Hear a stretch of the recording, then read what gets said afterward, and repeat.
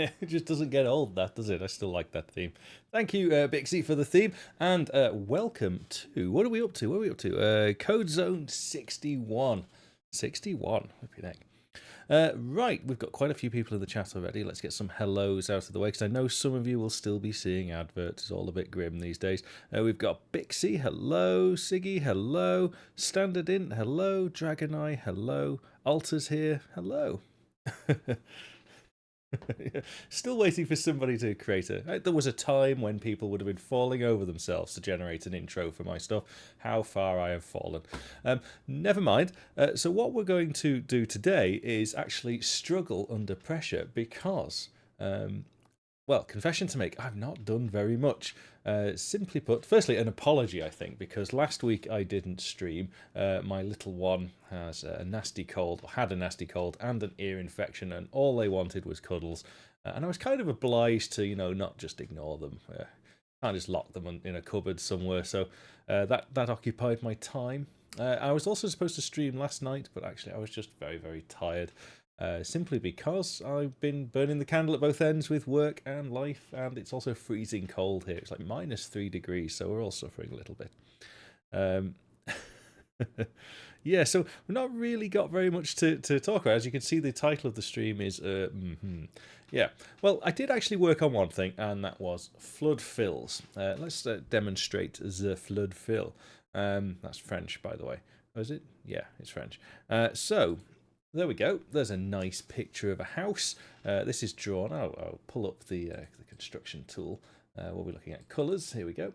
So if you recall, we did some major changes to the architecture of how data was represented inside the application. And came up with this idea that they have this single source of truth and that everything reflects that source of truth, and we can now construct these data sets very simply. It was powerful. Everything about it was a winner. If you didn't see that episode, lots of big changes, really positive outlook on how we can make new stuff. And by single source of truth, what I mean is if I'm not particularly happy with this shade of blue, I can change it to a different shade of blue, just in the single source of truth, and everything will change the same way. It also made sort of all of the data sets agnostic to what tools you're using. So here you can see I've drawn triangles and rectangles and circles and lines and things. Let's see, Alta, I don't know how you're able to get up so early and go running. Yeah, neither do I, but I do actually quite enjoy it. Davey40k, hello!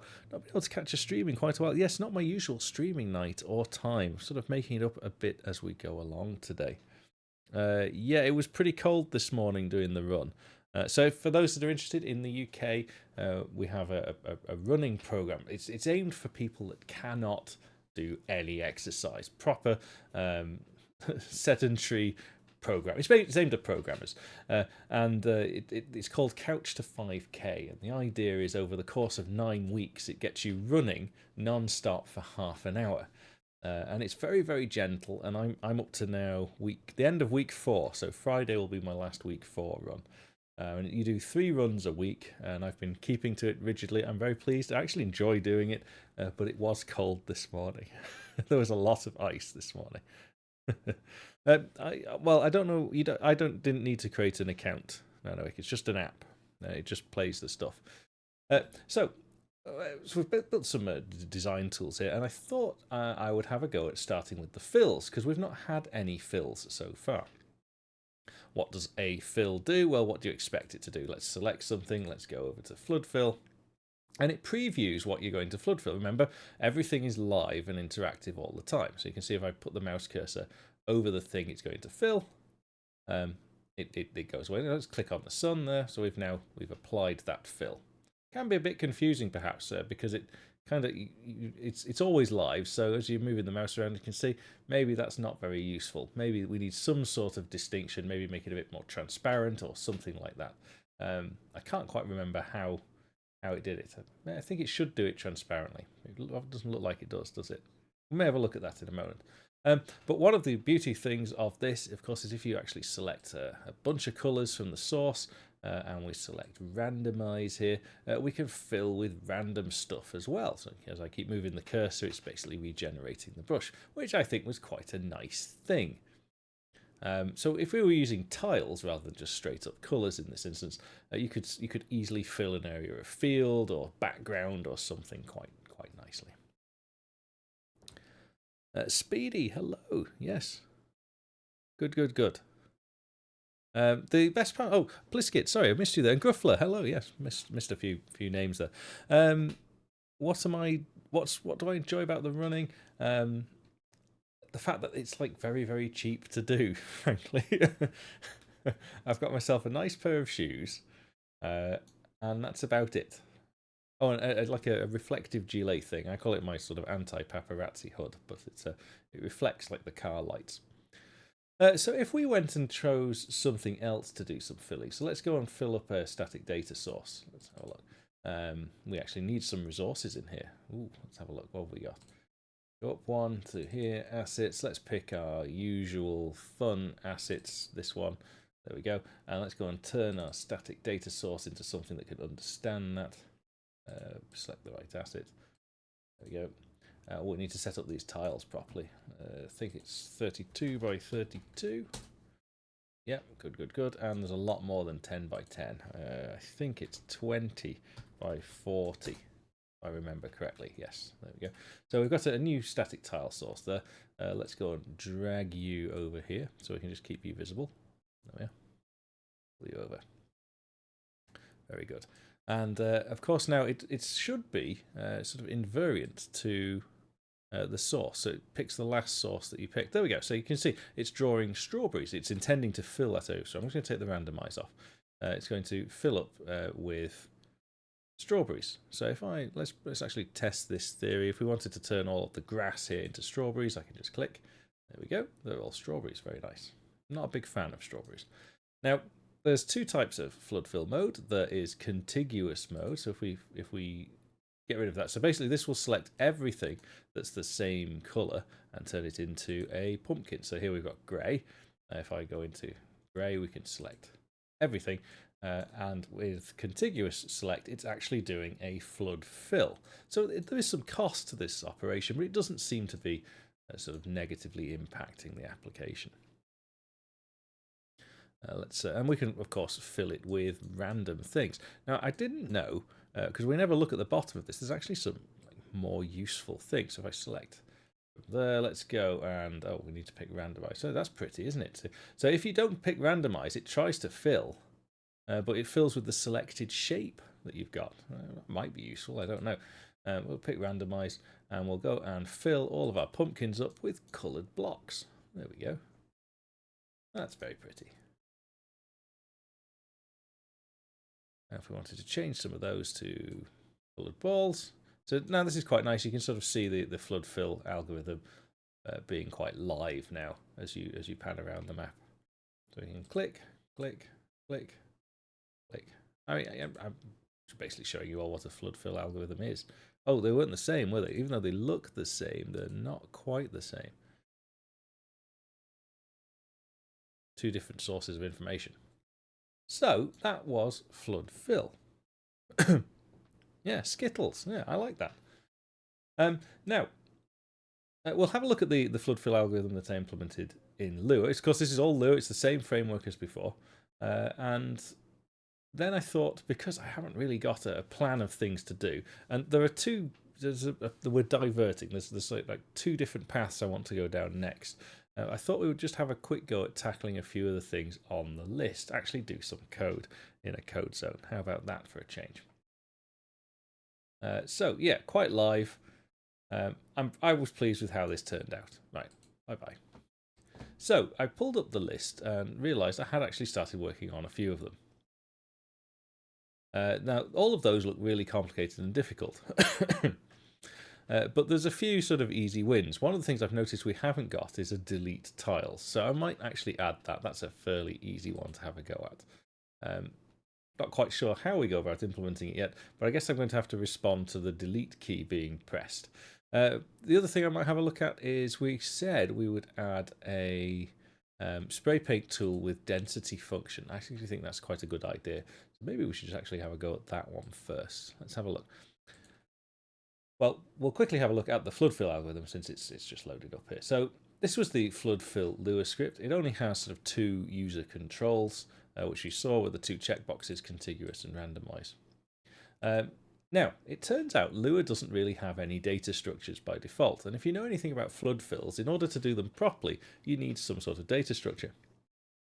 Now, it's common to think, oh, you just use recursion, but when you've got large areas, that falls apart pretty quickly. It might have been fine in like 1975 or whatever, but today you can't do that. You need slightly more intelligent structures than just recursive function calling. You could still use a stack and store all of the locations, but I'm using a technique called scanline filling, which is it's a good middle ground between being easy to implement and fast. Undo is becoming critical. Yes, so I've not even started with undo yet. Yeah, recursive is exactly a Stack Overflow. That's right. So, hello Magetsu, by the way. So I had to implement a queue. Now, I know Lua at a I can get by level. I don't really know it at a sort of a complicated object-oriented level. It doesn't really exist in Lua, but there are approximations you can do to classes and inheritance and all that sort of thing. It's not really quite necessary here, but I thought that the way that they implemented a queue was quite elegant. It's slightly modified. So I need a queue because basically I want to store which lines I'm filling at a particular time. Once I've filled that line, I store sort of the neighbors to the line and then go ahead and fill those. It's quite a complicated algorithm. As before, we have this construct brush function, which is the thing that's always running every time the mouse moves around the screen. It gets called and we construct what are we going to paint into the scene if the user clicks paint. And we saw nearly all the tools have exactly this draw function, which does the randomization or not. I had to add in a few more functions that are called from the host. I've actually commented this out nicely. The get tile map size is now we're starting to sort of interrogate the host software for information about what's going on. You need the tile map dimensions to do a flood fill, or else it will just flood fill indefinitely. Remember, everything's kind of dimensionless when it comes to where the tiles are selected. So we want to bound it by the tile map. So that's an important one. We also need to get tiles at different locations. Now, I called it the seed tile. That's the tile that the mouse cursor is hovering over before you click, because that's the source of the flood fill, or it is the, if you're doing a non-contiguous flood fill, it is the type of tile that you want to replace in the scene. Good evening, Danica.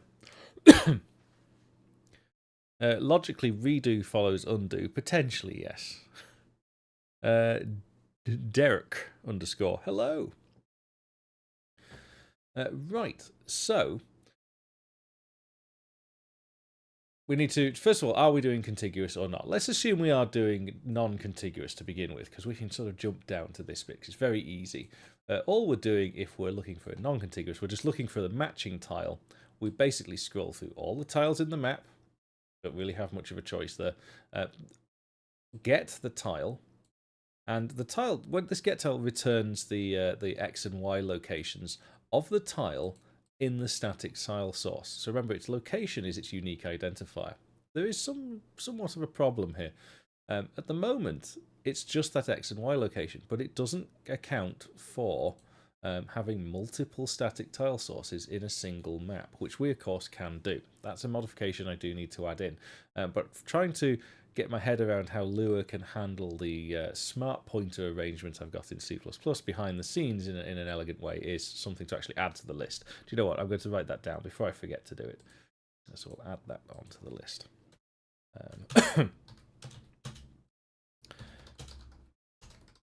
Lua scripts get tile function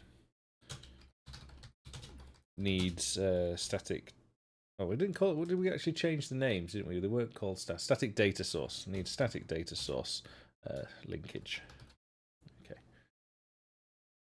keep that one there. So all I can do is go through the entire array and say, does the tile at this location is its current content the same as what was under the seed tile, the very first tile? If it is, then draw. Place the tile at that location. Right. Very different case if you want to do flood fill. flood fill, we would need to set up our data structure, and I've basically stolen this flood fill algorithm directly from Wikipedia. That was the easiest way to get hold of it. It's called span filling. It's, as I mentioned, it's not the most optimal, but it's a good middle ground between being easy to implement or not.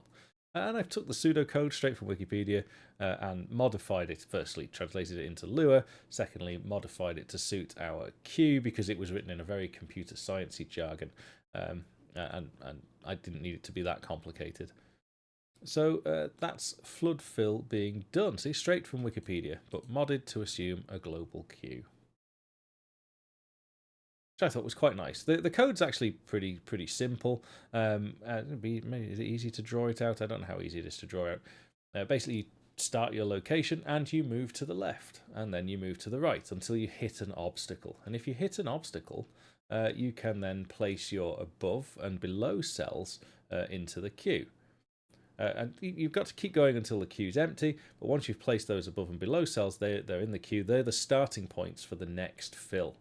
So they fill to the left, and then fill to the right, and at those locations, it places the above and the below cell. Now, the below cell will already have been filled, so nothing happens, but the above cell is the next scan line across. So it's a very simple algorithm, but it allows you to fill up whole lines at once rather than individual pixels. It's quite elegant. Don't you have something with indices anyhow? SDS is sort of the third dimension. Yes, I do. I was looking for something a bit more robust. That's probably how I'll go about doing it. I have in the background. I have a vector of the individual data types, and of course, a static data source is in that vector, so it has an index. I was trying to do it in such a way that I'm passing the raw pointer value, because Lua doesn't actually care. It just becomes a unique identifier, which means in the code back in C++ land, I don't have to go through trying to find the right resource. I probably will just end up doing it with indices. We'll have to see what the performance is like. Don't you require SDS to have a unique name? No, they don't.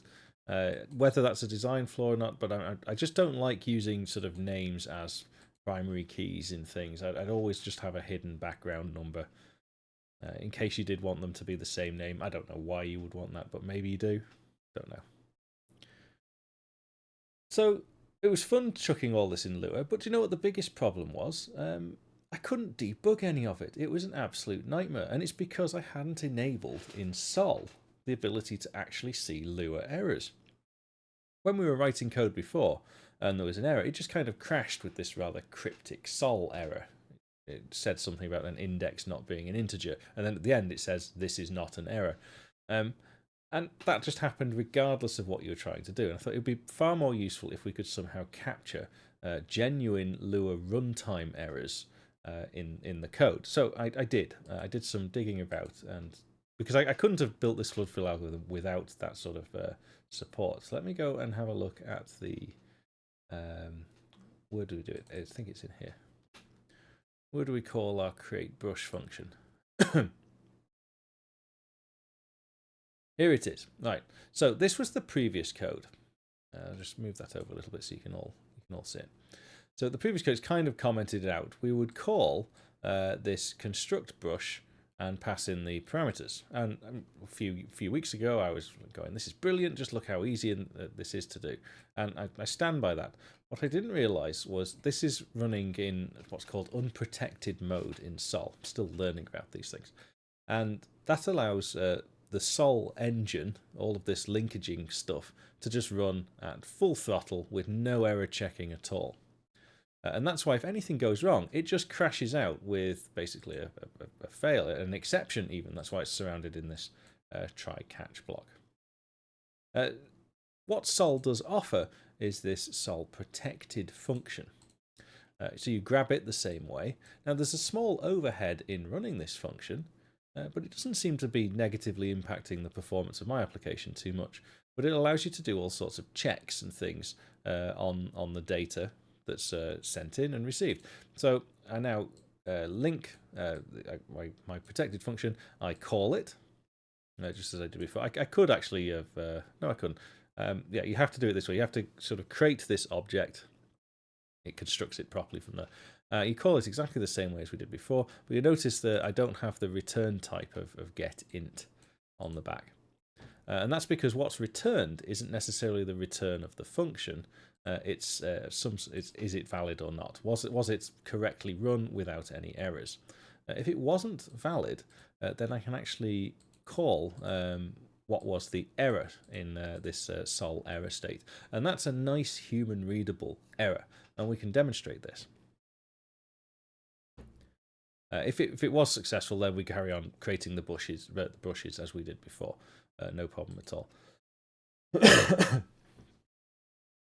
So let's have a look. Let's cause some errors to happen. Let's run this.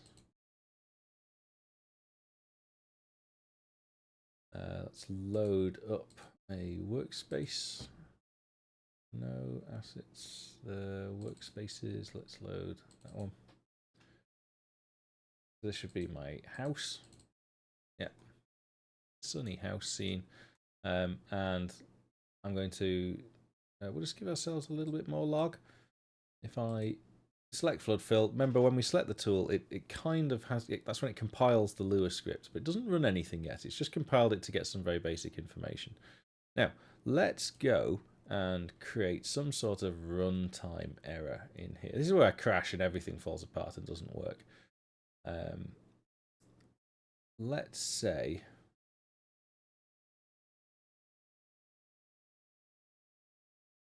So if I put a syntax error in, so that's an obvious syntax error in my flood fill routine. If I select flood fill, so it tells me syntax error. So this kind of happened before. We could detect syntax errors. So syntax error, line 79, expected bracket near if. Line 79 is kind of right. That's good. But what if we did some sort of runtime error? Easier said than done. Let's have a look. What can we do to force a runtime error? Okay, let's say we did something like this, which is syntactically okay in terms of Lua. So did anyone all see that? Yeah. That's syntactically okay. Just save the file. So it compiles, no problem at all. Yeah, it's compiled.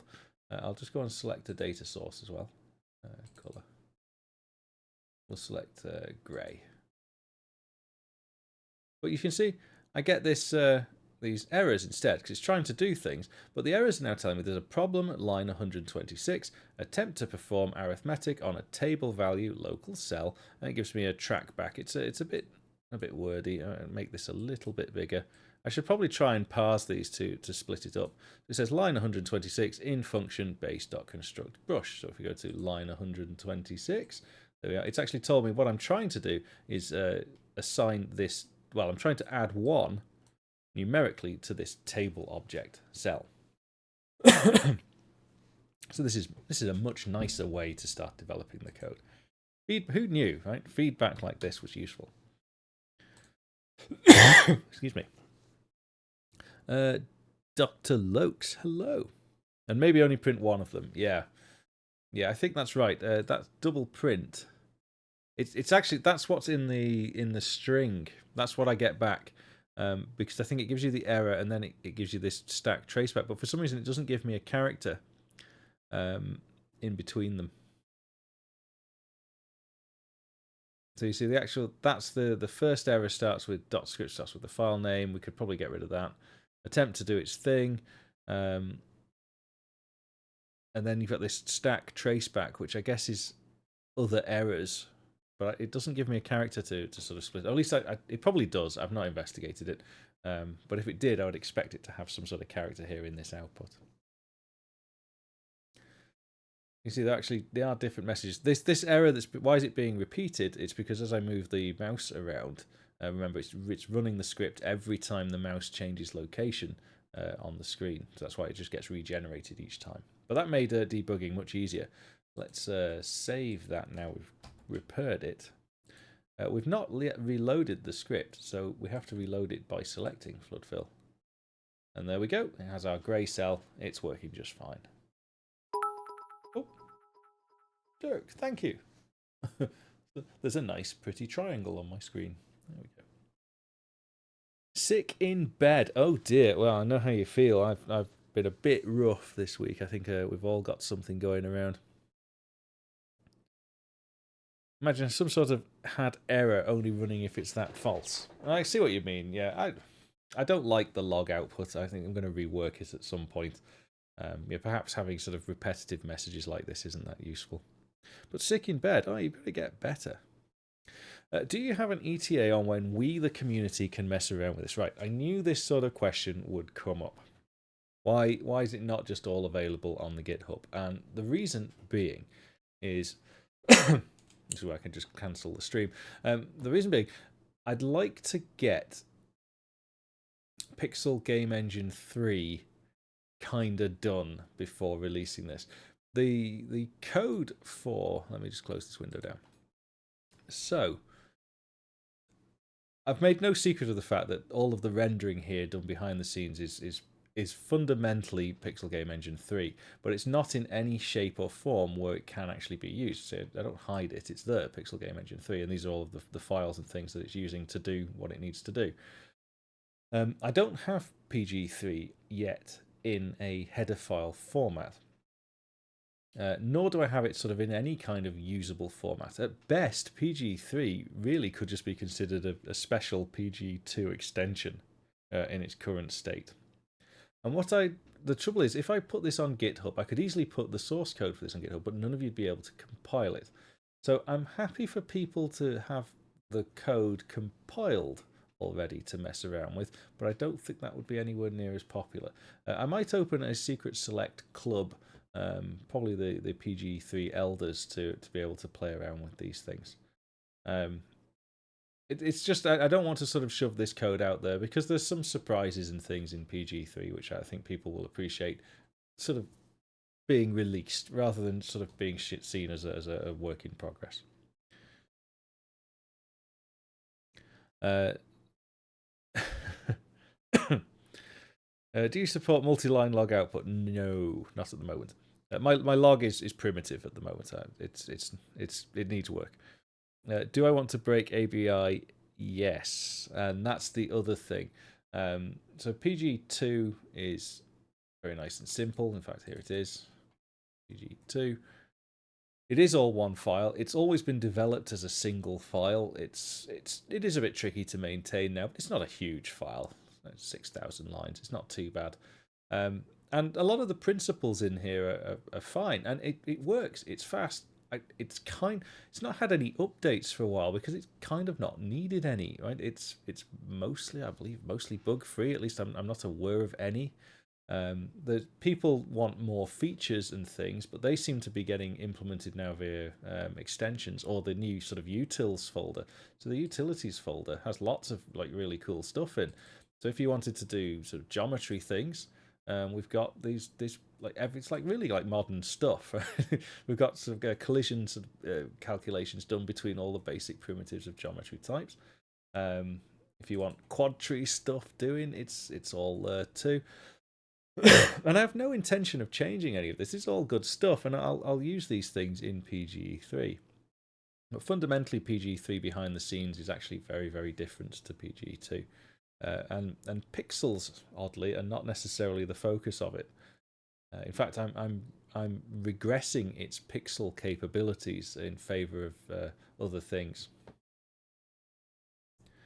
Perhaps a header file detailing the workspace file for easy loading. Well, okay, Bixie, well done. So you're bringing us on to sort of the core decision pathway I think we have to take as a viewership. Where are we going to go with this?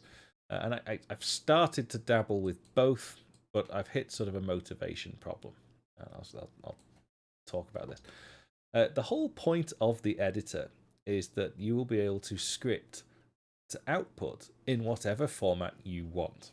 So I do have my project file, which is what the workspaces are defined as. And I've actually shown one of these a few times. We can go and have a look. We just pull up a window, workspaces, and I'm going to use Visual Studio Code, which I don't like doing. Let's have a look at this one. So this is the happy house that we've just had. So this uses the data file format that I like, but this is the whole project. A lot of it's just data, so it's all the individual tile information. Now, this could be useful in your application, but I suspect probably not. It's more useful to me to construct these projects. What if you're working in JavaScript and you want to just represent a level using hashes and full stops, but you can draw it all nicely in tiles? I just want to be able to select if we run the application. Basically, I just want to right-click on something in this window, and it pops up what's going to be called the export window. And the export window allows you to select from all sorts of different scripts to export the data in interesting ways. One of them, well, the scripts will be able to, again, like they do with the flood filters, they'll be able to add widgets so you can set parameters of how the script should operate. And you'll be able to see like an output preview of the script's result. So you could edit the script in real time and see how it changes for your application. So it wasn't ever really my intention to create an exporter directly of these projects. It'll be more that we'll create an exporter for the fundamental data types in a variety of ways. For example, you might want to store a tile map as a C++ header file. We could easily write a script to look at the tile map and output it in a way that's appropriate for your application. What if you want to look at the asset packs? What if they were just a list of strings rather than some combined object? What if you wanted the asset packs to have some sort of asset manager integration with your custom asset manager? All of these things become possible if we create an API which is sensible for accessing this information via the Lua scripts. So that's why that's how I envisage this tool being used. Now, yes, I could easily go away and create a Pixel Game Engine utility file which can talk to the native workspace and extract all of the information. That probably is something I'm going to do, but I don't suspect many people will use it because I don't want this to just be the Pixel Game Engine editing tool. It can do all sorts of things. But yeah, standard in brings up an interesting point. Will we be breaking ABI for PG2 and PG3? Yes. It's not my intention that PG3 is going to be backward compatible with PG2. I did have this vision of sort of making a wrapper so it would look and feel like PG2, but use PG3 in the background. It's just another project to add to the list. So not got that far. Very happy to contribute a few tools and explore. Well, that's very pleasing. I think people will really go to town on some of the tools, particularly some of the smarter tools. So I've only got sort of 9-patch drawing as an example here, but I really do foresee that you could construct data sources and then use those as inputs to things like wave function collapse and more elaborate construction mechanisms. And who knows what kind of ready-made data sources can be used and created. Now we've got this sort of this global format for data source. We can use it to store palettes, we can use it to store gradients, we can use it to store tiles, numbers, data. Who knows? And so that we should probably play with that too. I need to finish off selection. I've not actually implemented that, but we're getting diverted. We're going to talk about deleting tiles. That's what we're going to implement. But actually, no, we were going to talk about what Nanoix said. We're going in two directions. So should we start work on the exporting stuff, or should we start work on the geometry stuff? And it's the geometry stuff that I'm sort of keen to get working on. And that's my problem, because I need the exporting stuff to make this practical, but it's a bit boring. I've got to finish off all of these tile tools, but they're a bit boring. Or I can start on the really exciting geometry stuff, which I'm really keen to be working on, like all of the maths behind it and like the beautiful colours and the precision of leveraging the GPU to do all the things that I want to do. But I know I've got to get some of the other things finished too. You're excited about the geometry stuff. Yeah, it's I've got a particular visual style in my head. Excuse me, which is only really achievable with geometry, and so that's really what this editor is going to be about. Because I realise there's no tool out there that creates imagery in the format and with the ease of use and the tooling that I want for the things that I want to develop.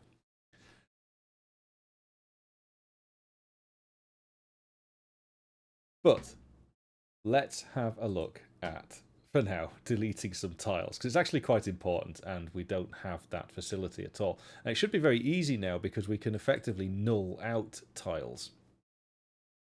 But what makes it difficult, as usual, is WX widgets, because I need to work out how do we do that. Because I don't think I've added any facility for responding to things like keyboard shortcuts and boring things like this. So, totally unprompted, we'll have a look at how do we actually go about implementing this. I have no idea is the answer. I don't even know really where to begin. Yeah, quite a tricky one. Have a think. So if we're in editing a layer, let's work it from the sort of bottom and work upwards. So we wouldn't be looking at the workup, we'd be in the editor for the layer. In the editor for the layer, and we would be in the lay can't edit, because we're not going to talk about deleting things from the static data sources. Yeah, I'm glad that you're excited for the geometry stuff. I think it'd be cool stuff. I've built a prototype. I actually built the prototype in Pixel Game Engine, and it yielded some interesting things. Let me see if I can pull up this video of this. Oh, we were going to. Not focusing, Javid tonight. We're sort of skipping about. This was in case we wanted to do spray paint density functions, which we should do because that's an easy win. But let me just have a quick glance to see if I can find a specific video. Amphiby 2023. Hi, Javid. Discovered your channel and on NES series. Trying to emulate a Game Boy. What is the current project? Is this an editor for games? It's potentially, yeah. I mean, most likely it's going to be used for things like that. It's a 2D generic editor of anything 2D. I've been sort of taglining it a Swiss Army knife for 2D things. So it's a bit like Tiled. It's a bit like Visio. It's a bit like editing a text document. It's just a consistent way of drawing things and interacting with things in 2D, and then producing resources that people's game engines or applications can use in a way that's suitable for them, rather than inflicting upon them a particular standard that they should adhere to. Jeff, so many choices, just like a kid in a sweet shop. That's very true. Right, I'm just trying to pull up a video of. Oh, I tweeted it a while ago, so I'm just going to try and dig it out. Where's it gone? Yeah, here we go. So this was an early prototype. Can I make these things full screen? Does X allow me to do that? Full screen.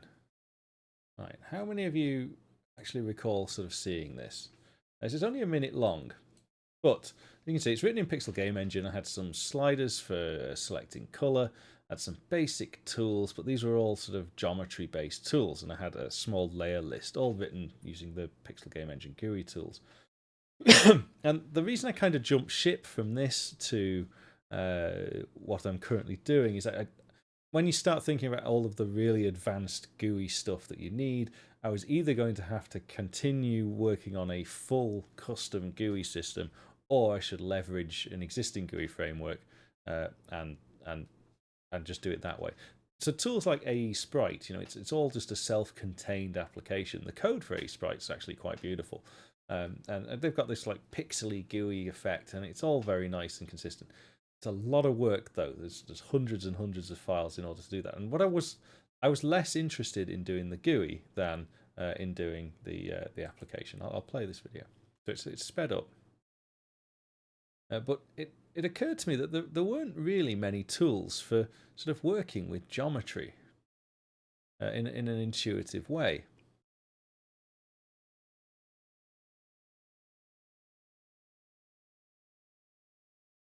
you can just sort of smash geometry down, paint it all out.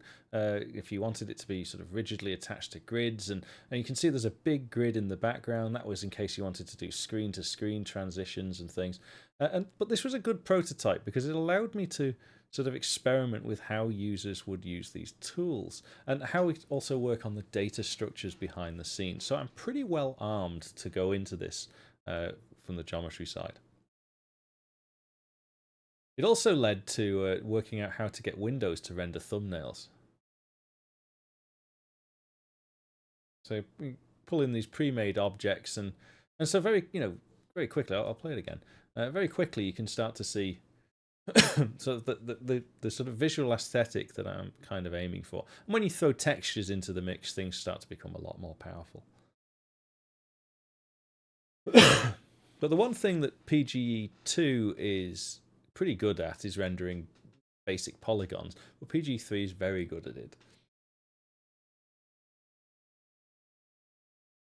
And so when you add these shapes, they use something called constructions. So you can see this is an arc shape, and it's actually scripted how the arc shape is put together, how it works.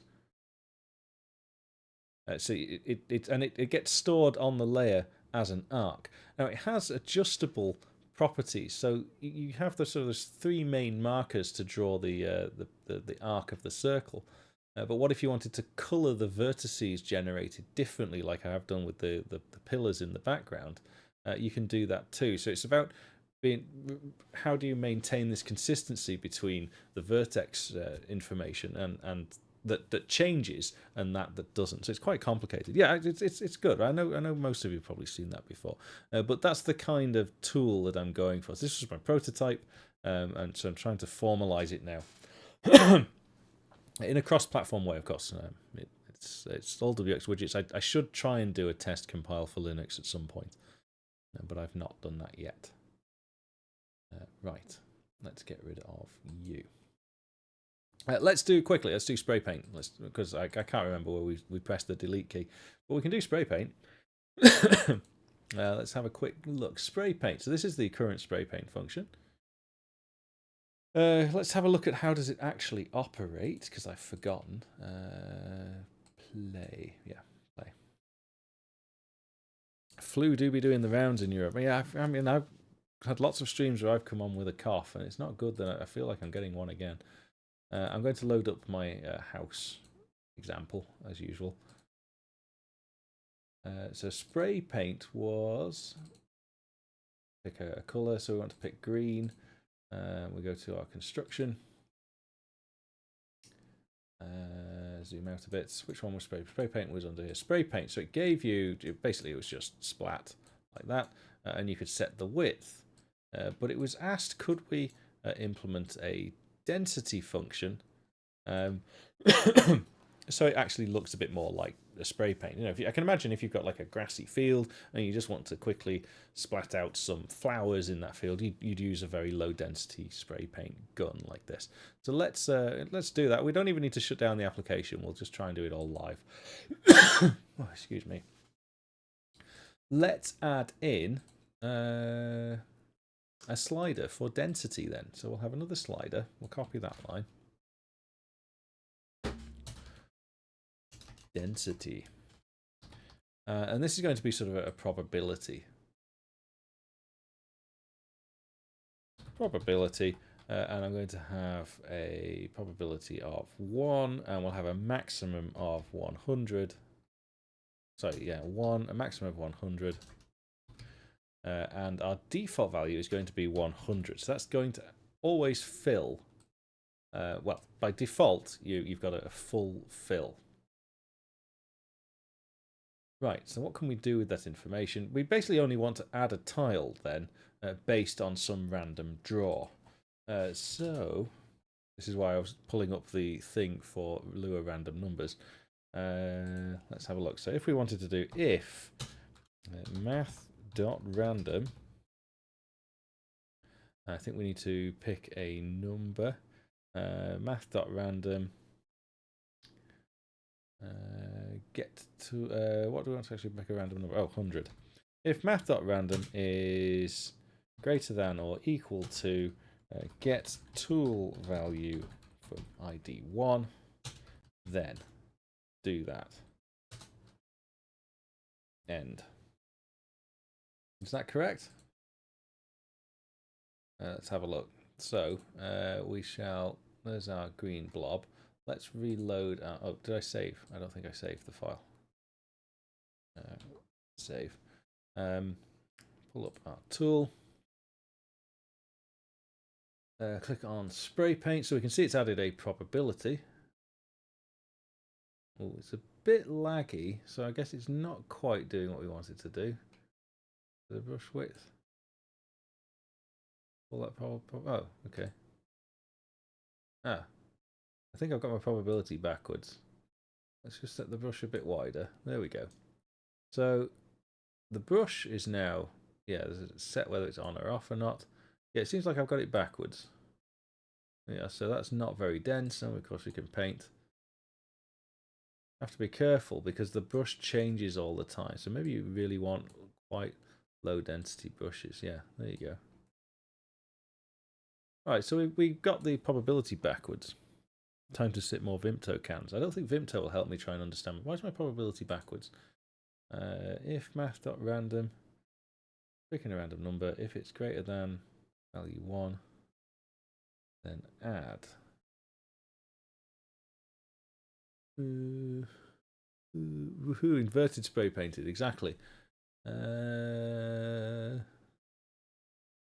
Default value is 100, maximum value is 100. Because if math.random is 100, it's very rarely going to be that. Okay. Yeah. If it's less, so if my tool value is 100, then everything gets accepted. Yeah, okay, there we go. Right. So without restarting the application or recompiling everything, we should be able to just pick a different color. Now we should have a slightly more sensible paintbrush, spray paint. Right, so we'll set the width a bit bigger. We'll lower the probability. There we go. Nice and random.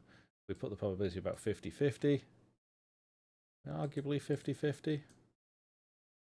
Okay. Yeah, it doesn't paint very well unless it's very low density, but I guess that's to be expected. Every time you go over the cell, it picks a new random mist. There we go. Yeah, we got there in the end. There's obviously some mental lag going on as well as Twitch lag.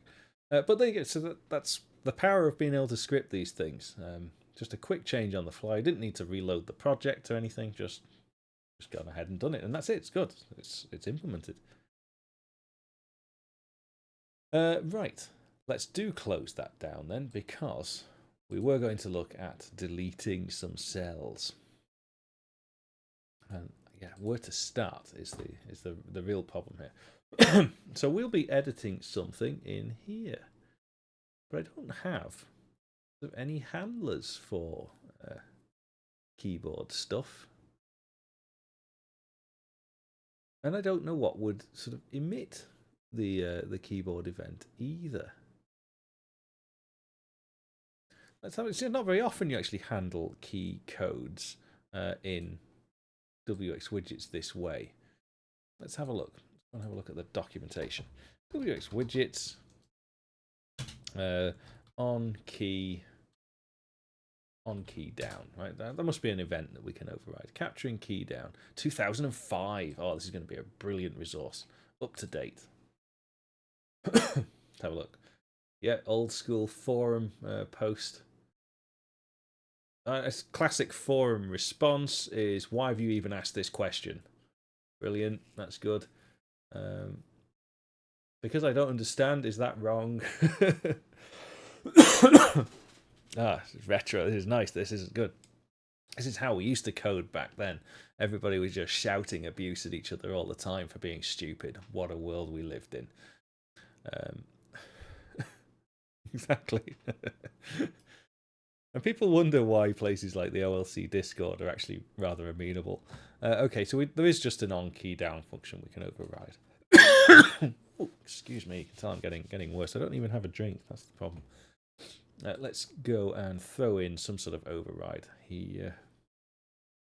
This looks like a sensible place to do these things. Void on key down. WX key event. Yeah, okay, that's a good guess. I don't do stuff with keys very often, as you can probably tell. Does that... am I overriding something? Oh, it doesn't look like I am. On key down does not override a base class member. It should do. Okay, let's have a look. Where does that come from? WX widgets on key down. Is it WX panel? Does that have it? Let's have a look. This one's from 2009. Okay, let's have a look. I want to use WX panel to implement some drawing functionality. Does your panel have keyboard? Oh, this is not an immediate sort of knockback there. Key down, and I press the key. Should be getting key down. I do actually respond to some key downs. Why would it? What's it? Is it not key down? Must be key down. On key, it's probably it'd be some strange WX widgets name. Right, let's find WX win. Is it WX win? Be a WX window, won't it? Right, WX window class. There we are. Class reference WX window. Oh, there's going to be quite a few of these. So the event is key down. So that does exist. Do I need to bind this? Do I really need to do that? I need to bind it manually. Oh, I probably do, don't I? Okay, well, we'll have that one. Let's try and kludge our way through this. This is going to be gross. Oh dear. Right, let's find some code to steal from somewhere else. Right, when we create the class, basically, I'm not using event tables in WX widgets because they're a bit old hat, even by my standards.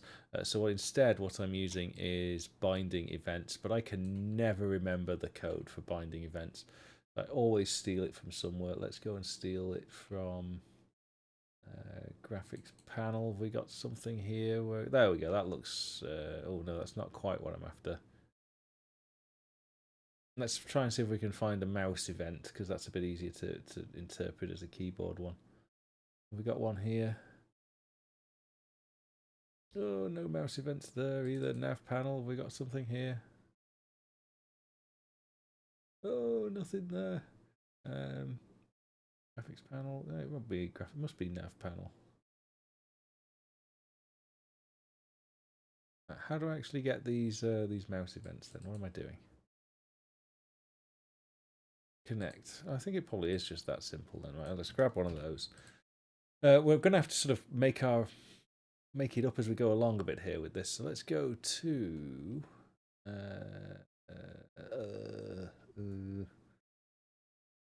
oh, that's going to be something exciting. I've got a video coming up. That's we're going to talk about something up there.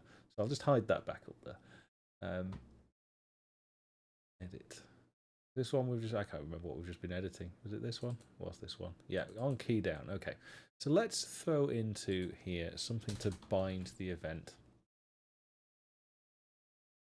Right, we have to make this up. So WX EVT key. Oh, come on, IntelliSense, help me. Let me zoom in a little bit so you guys can all laugh at me whilst I'm doing this. WX key event. No key down. No key press. No key hotkey. What was it for mouse? I've already forgotten. EVT mouse.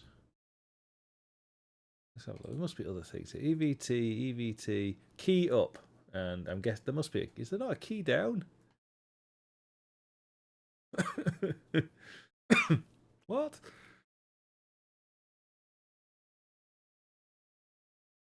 Why is there no key down?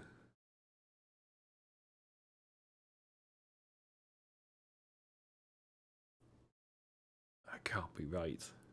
Can't be right.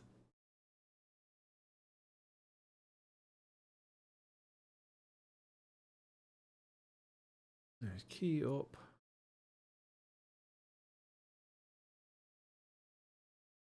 Wow. Is there no key down? Really? Key press? No, it's not key press. Oh, we've had some people. Where can I get your engines, and is there comprehensive documentation for them? First of all, Haraz, I suggest setting an update to the WX widget spec site. And then some stars. Well, hello. Yeah, I'm not quite sure what that means. Where can I get your engines? Dragon Eyes posted the link. So the Pixel engine is just a single header thing. You just pull it in. Resources. There is actually a few user manuals floating around. There's a lot of example code using these things, but the idea is you can kind of, it's a bit lazy excuse, you can kind of feel your way around it pretty easily. I can't believe there's no key up, key down event. I genuinely am shocked that that's not a thing. Right, so this one will be key event handler. No. Keyboard event handler. No. Oh, right. WX key event handler. So it was that one. Get rid of that bracket. There we go. So if a key is pressed, it's got to do on. It's none of those. It's just literally on key down. On key. It's terrible. On key down. I'm going to prefix it with all of this garbage though. Because WX widgets is a bit macro happy and it can get a bit confused sometimes. Okay. Hopefully that's binded for some reason key up to that event handler. Let's just double check that that's the case. Go to our header file. Let's smash this function into some source somewhere. There we go. On key down. Do we ever get here? Also, I'm going to throw in an event.skip here because I guess I want whatever would normally be sensitive to the keys being pressed to accept that. Okay, what have we got? So if evt dot get key code, yeah, that's promising. Get key code equals, right? What do we reckon? WX key delete? No. WX key code. WX key code. Oh. Good. We're hacking the mainframe here. WXK delete. Numpad delete. Oh, or regular delete. Let's go with regular delete. Right. If the key code equals that, what do we need to do? Well, that's a good point because we don't actually have selection. So let's just have it delete whatever's under the cursor for the time being. So I think we'll do that in a similar way to painting. Where do I do my painting? Painting. I'm just zooming out whilst I navigate the code a little bit. Prep grid view, painting. Apply tile tool. There we go. So I'm just going to, I'm just going to say I'm hacking my way through this. Let's just grab you. So we want all of that. So we want to get the workspace. We want to get, well, the tile source actually doesn't really matter anymore. We're not interested in that, but we do need the layer. Don't know why it's, P base layer. Oh, yeah, I need to get the actual selected layer, don't I? Well, apply tile tool. That went in as a function, so that was the particular layer. Oh dear. Right, where's this called from then? How do we find all references? Apply brush here, base layer. Oh, this is getting complicated. Right, that's what we wanted. So we want all of that bit there. Good. Go down here. And this is actually I code, you know. I just sort of smash these things around until stuff starts to work. Let's stick all that there. So the base layer is fine. We need all that rubbish. So we've got the construction, we've got the layer, we've selected. Then we need to check, is it tiles? I'm deliberately leaving all these errors in so I can just sort of navigate a bit more easily. Where was applied tile tool? Was, okay, yep. If its base layer is tiled, okay, let's pinch that bit, and when we're going to need that bit too. Okay. Getting deep. The nesting is getting deep.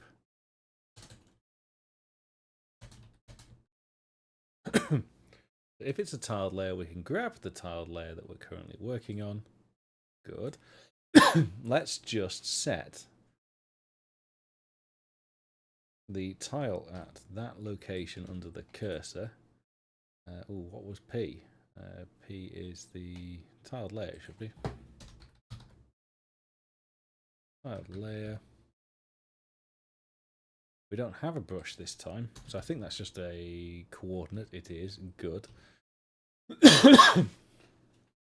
So the coordinate we'll just pinch as being, I think I have this stored cache somewhere.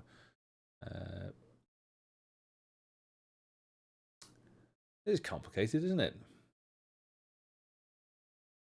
Maybe I should, like, read the code once in a while before going live with it. Not snap grid size. It's because it's actually called when I'm creating the brush. It's called.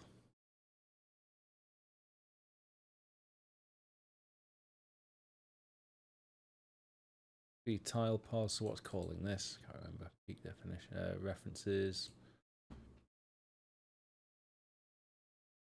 Be snap. That was what I was looking for. That was the name of the thing I'm looking for. Right. So we can stick you in there. So at that location, set the tile to. Now, P static data source is. Can you set this to null? Can you do that? The location, we can set that to 0, 0.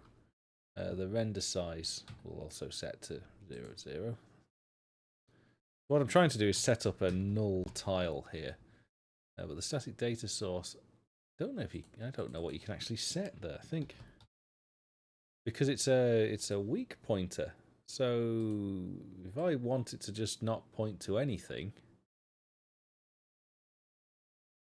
what does it point to?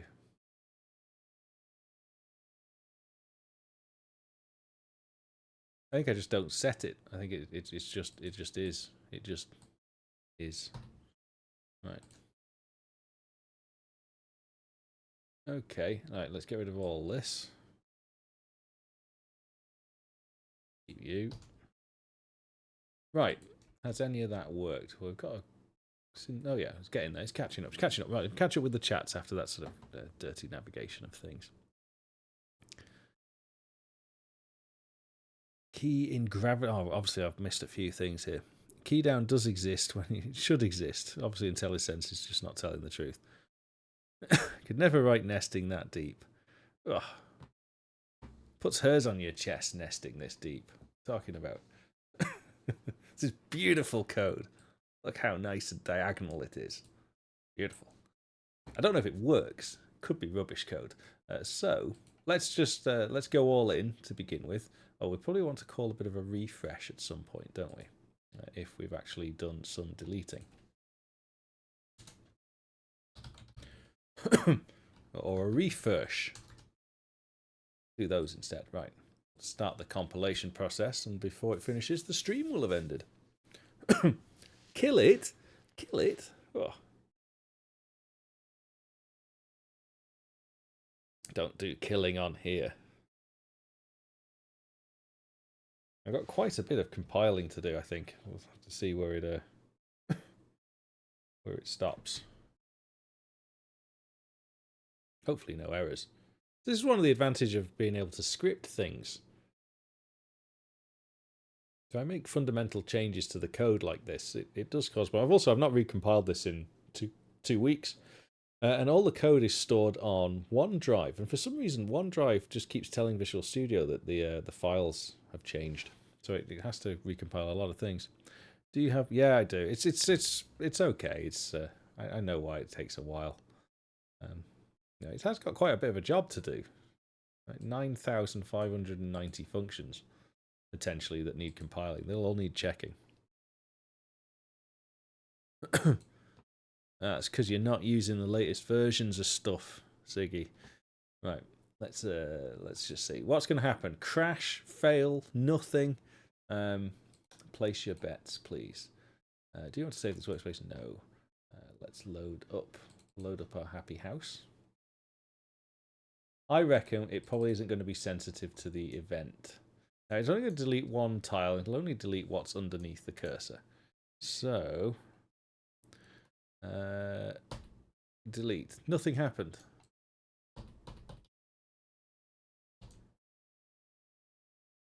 Rubbish. Is it a different delete?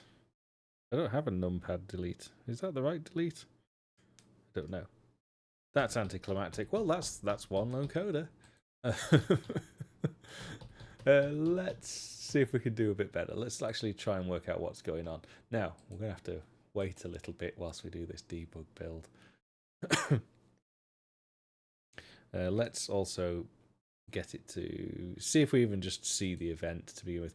I'm not so sure about this, but we'll see. That key up thing puzzles me. Not sure what that's about. Do a see out. What is this? Like 1999? See out. That's not how you debug code. You don't run printf every other line anymore. You call log.warning. I'm doing a lot of Android dev at the moment, and I flip-flop from really liking it to really hating it. And I was curious as to how do you make data persistent. So I know most of you won't be Android devs in the slightest, but there's a framework called Jetpack Compose. It's basically an immediate GUI framework. It actually makes things very easy to make pretty, and it does work. But every time you do anything on a phone, it basically shuts your app down and erases everything. That's just how the phone works. So you have to write code that can handle this sort of random shutting down of your stuff. So if you want data to be persistent, you've got a variety of techniques in order to do that. You can write to files. You can write to cache files. But the recommended way now is to actually store everything in a localized database for your application. So you have to set up a SQL-like database called Room, and then you have to create data access objects and model it all using various flavors of SQL and JSON. It's all horrible. And all I wanted to do was store some user preferences. Log.angry. We should have a log.angry. Right, so what we've got here is, are we even responding to the event? No. Do you know why? I don't. Let's have a look. Why are we not even responding to the event? Why wouldn't we? Obviously that this binding just didn't work. Construction layer editor panel. It's just in the editor panel. I'm just not convinced by any of that. I was expecting it to be a lot more complicated. How that's put together.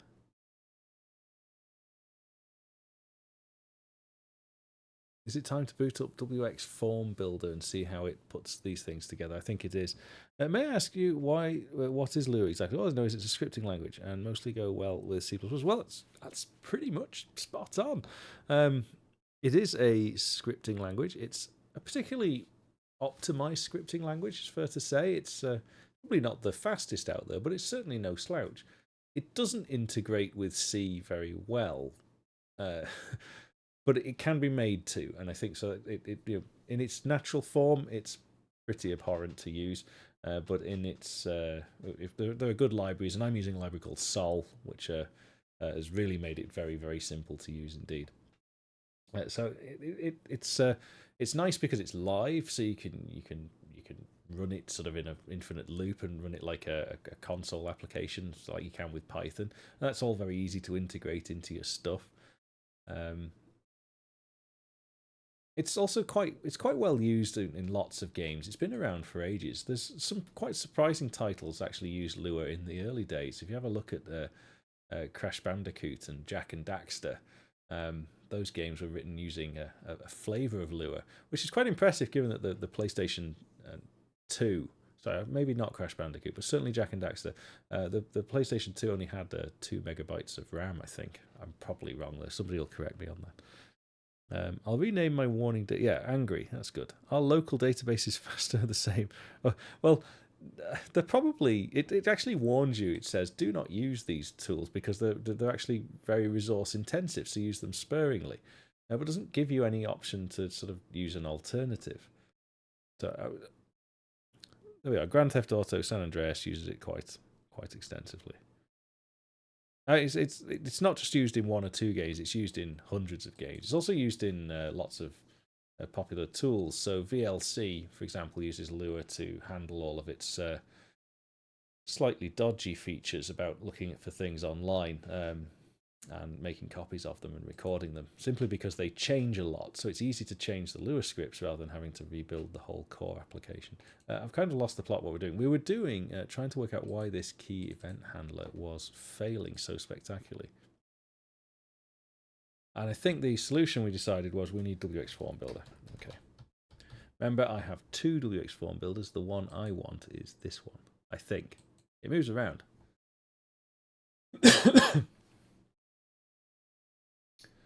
Hey, we chose the right one. Right, so what I'm going to do is just smash in a panel here. Containers, forms, panel. And all I want to do is get on key down. So on key down, let's just press that and look at the code that it's generated. So this is the best way to actually work out how WX widgets work. So there is a key down. There you are. It does say it has one. This dot connect. I don't think that's the only reason why it's not worked for me. But let's take that and let's just replace this bit. Ooh. So we weren't a million miles off with our hack, but I'm not so sure about what's going on here. That would concern me if this all starts to come alive. Hey ho, let's try it. Yeah, it is quite. It's been around for some time, and it's still very much upgraded. The good thing about Lua is there's something called the standard library that goes with it. So there's functions for everything already. So you don't have to create everything from scratch if you're prepared to sort of stay within the Lua ecosystem. And it's also quite easy to allow scripts to execute and not stall the host program. I've not really looked at doing that for this because I'm going to assume that the scripts are done at your own risk. But if you were doing something in a game, you'd need to make sure that people don't write infinite loops, for example, in the scripts. You can actually run Lua applications in their own threads and monitor their behavior and actually sort of get debug pings and hooks into the script as it's running and use that to assess has it locked up, and if it has, then you can do something gracefully. So that side of it's actually quite useful. Yeah, I guess I could pick anything that's got a tile map on display. Right. Delete. It's not working. It's not working. I wonder if is it just the key code is bad. Should we pick a simpler key code? This is poor. So we know that key down did exist. Let's go to our key function. WX key code enum. I mean, it's pretty clear, right? What else have we got in here? Something simple to pick.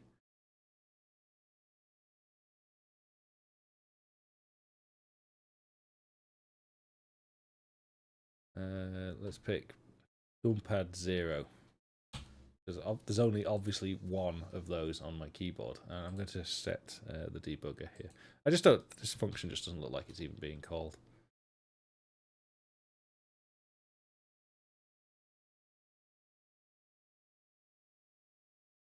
Why isn't there a Lua forkget that has zero-based indices? There is.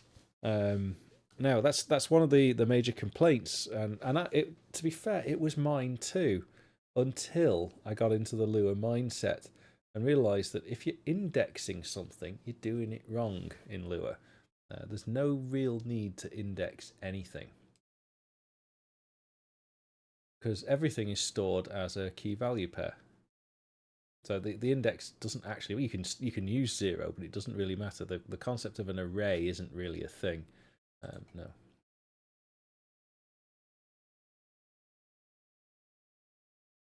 So it's as long as you're not looking to iterate through things, you treat it as just iterating through a container of stuff. If you do need to go through in some sort of numerical order, you typically have a secondary container of the indices, which you use to then access the one that you want. And as soon as you start thinking like that, you think, yeah, it doesn't really matter.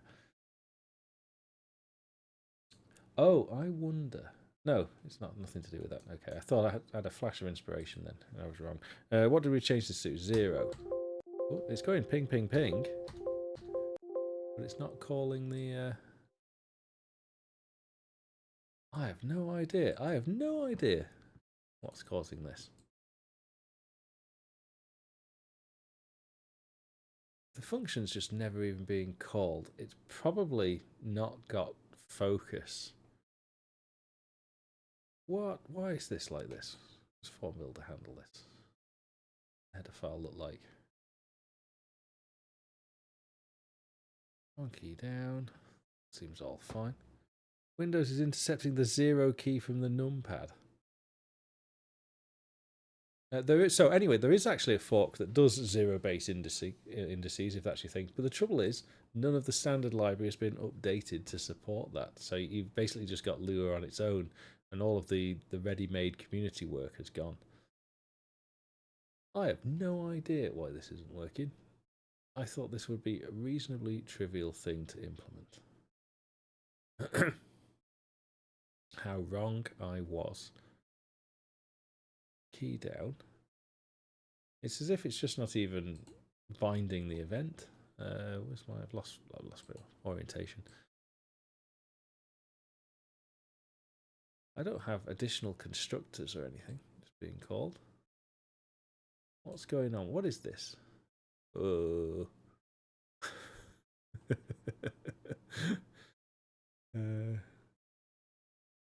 Instruction layer editor panel. It's definitely in the right place.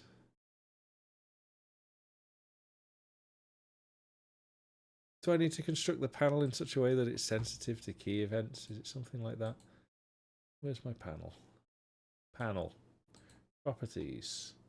I don't have sort of any... let's try it this way. Let's just to make sure. So we've got a thing. Let's add actually a real panel to it. Panel. That's the name of the function. Properties. Window style. Used to indicate to the window to get all char key events for all keys. Use the style to get the arrows. Select normal keyboard navigation. Okay. So we want something like that. Let's have a look at the code that's generated then, because I think it'll be a bit different. That's the function we're calling. So we can see that the panel gets constructed with this WX wants chars. Ah, now look, that's a bit different, you see.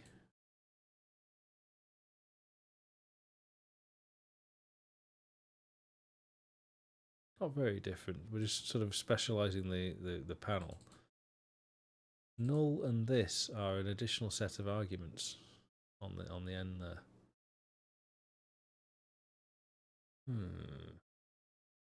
No, I'm just going to try that. Let's throw that, because I was expecting this to actually have a few more arguments, because they usually do. Oh, null pointer and this.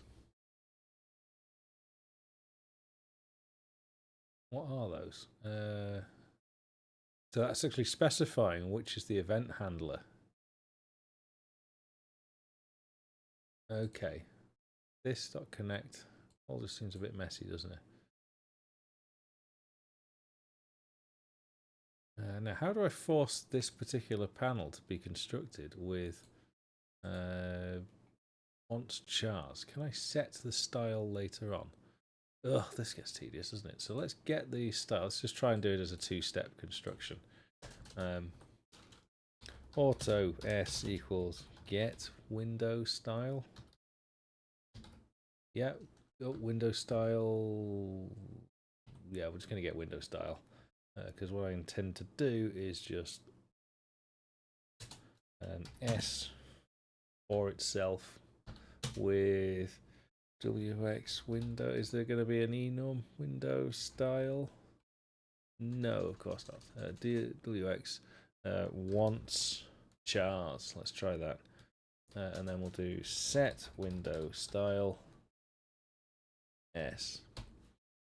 Right. Okay, we've thrown lots of things at the pan here. Let's see if that can find the event. Go.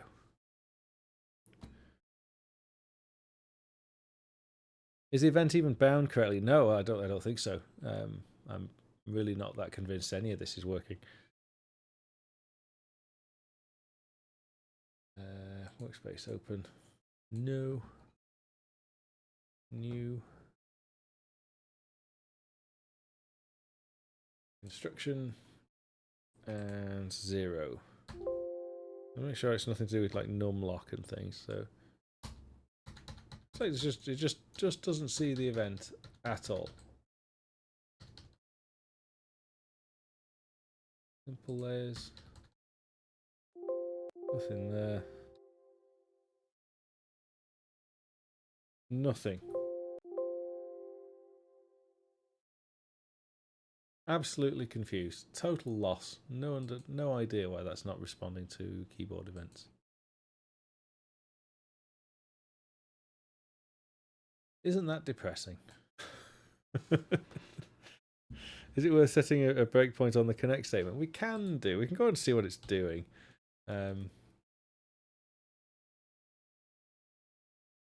See, it's been called already. Why has that been called already? Oh, because it creates a default window. Yeah. Yeah, okay. Let's go inside, let's have a look, follow it through. This is the problem, right? Get into WX Windows macro land. Who knows what's going on? Want to close your eyes and look away. We can also have a look at S here, as S wants chars. Come on, tell me what that value is. Or not. Connect, doing the binds.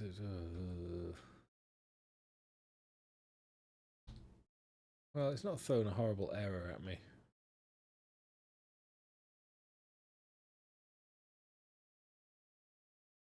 Key down. That's the right place. I mean, it wouldn't compile if that function wasn't the right one. It's probably more to do with the focus that something else in the GUI is currently receiving the key events. So I wonder if there's a way to sort of force the focus when we click with the mouse. Let's just try that. Let's find on tile click. I do actually have this kind of thing as a function somewhere. Mouse move. Let's do it on mouse move. Set focus. Set focus. Let's just try that. Make sure we're not missing a trick.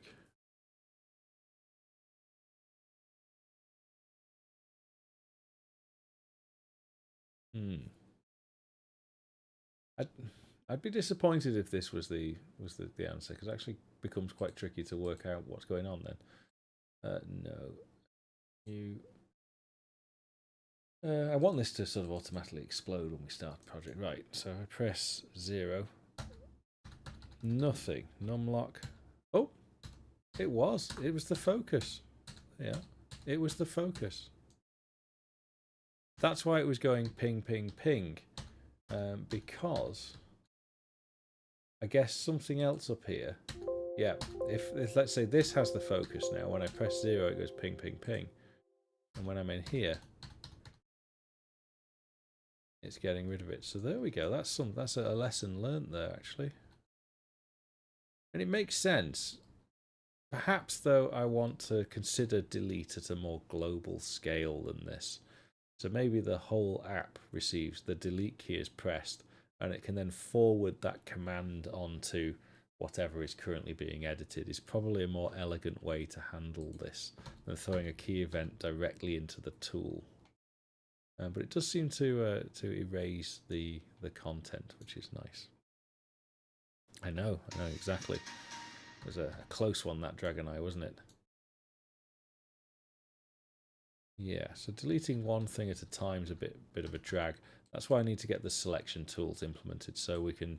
I did kind of implement them already, because they do actually exist for these data sources. This was ages ago we looked at these, so you can actually drag and select a region.